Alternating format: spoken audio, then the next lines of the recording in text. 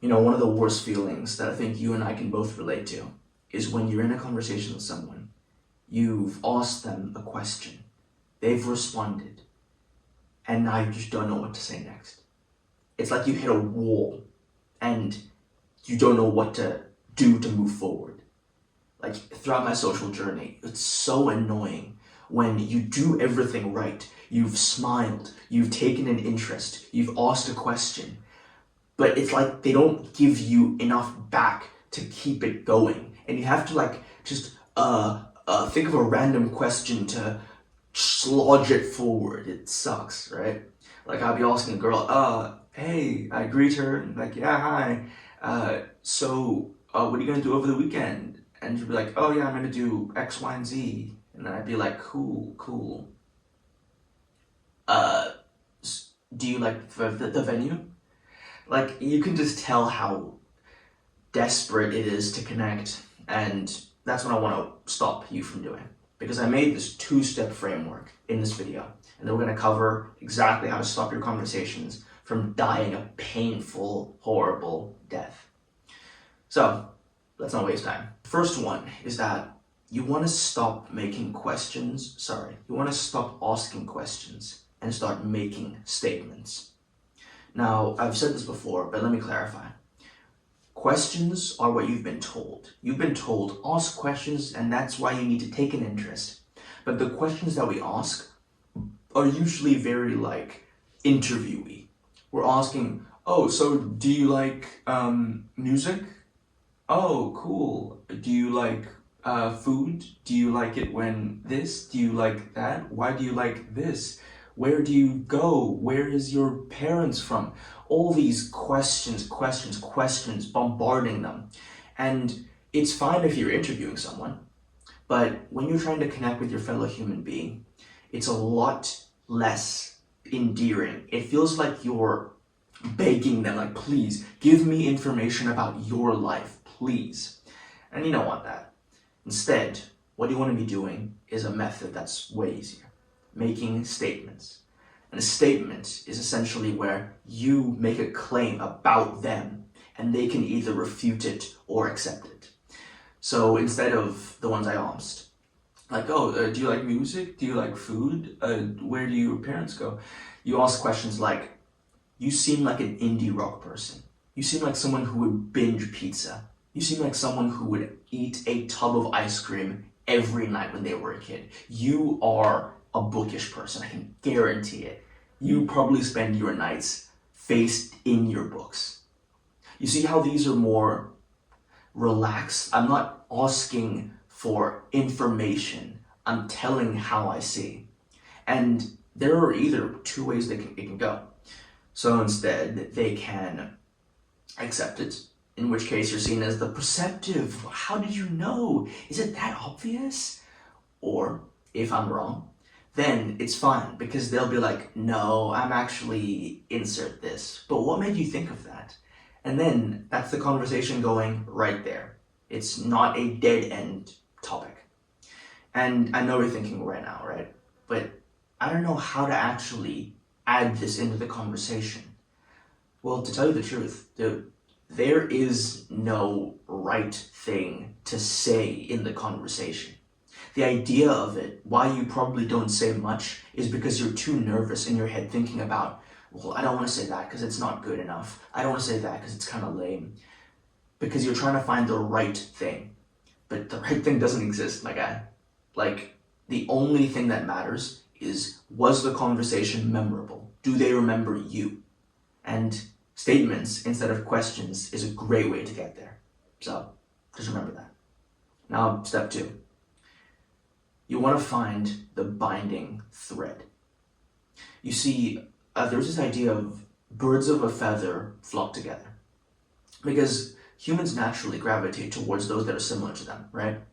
The idea of opposites attract, it's superficially true, but really, humans are social animals, and we like what is similar to us. So finding commonality is a must. I'm sure you knew this.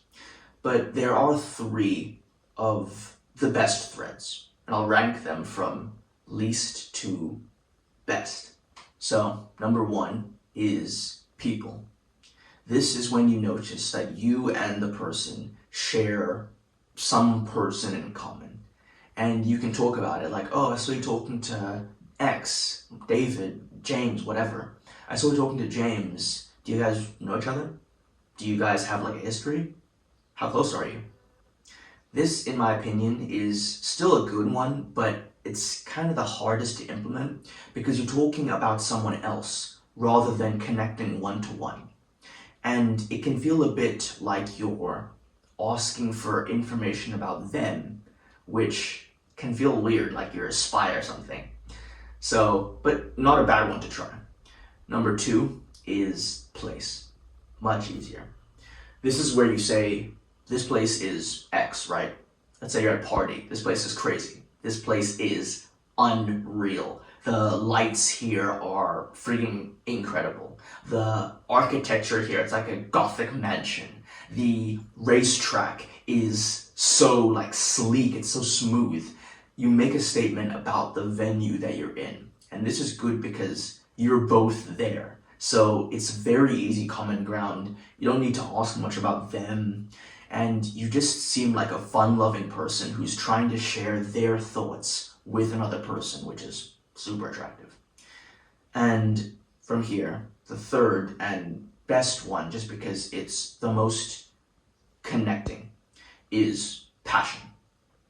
And passion is essentially, you notice something about them. Let's say that they have a shirt for Nirvana. Easy way. Oh, I see Nirvana shirt. Amazing. What's your favorite song? Or let's say they have shoes from like some basketball player. I don't know, really. But you can use that. Oh, are those the Kobe shoes? I don't know. And from there, they can explain it, and you can talk about if you have any, like, I don't know, furniture, clothing from some famous basketball player, or make it up. Maybe you were talking to them and they mention, oh yeah, I went on a trip to Japan, and you did as well.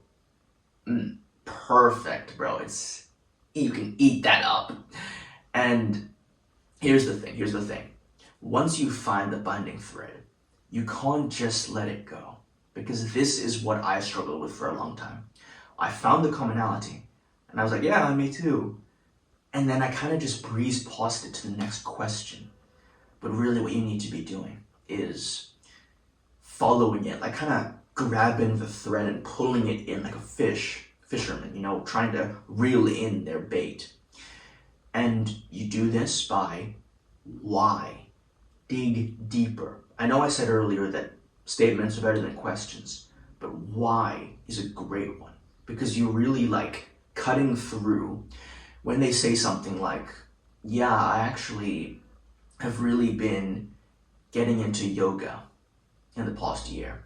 Instead of just saying, oh yeah, me too, that's cool, you ask them, why is that? And don't think that this is like privacy invading. Usually, I just kind of approach it like a child would. Like, you're just asking, why is that? Why? This is where the real magic happens. So, that's the framework right there. You got it now. The 2 steps to having way better conversations. So, what I want you to do now is write the stuff down or come back to this video. And tomorrow, try to implement one. Try to, let's say, I'm gonna give you a challenge right now. You're going to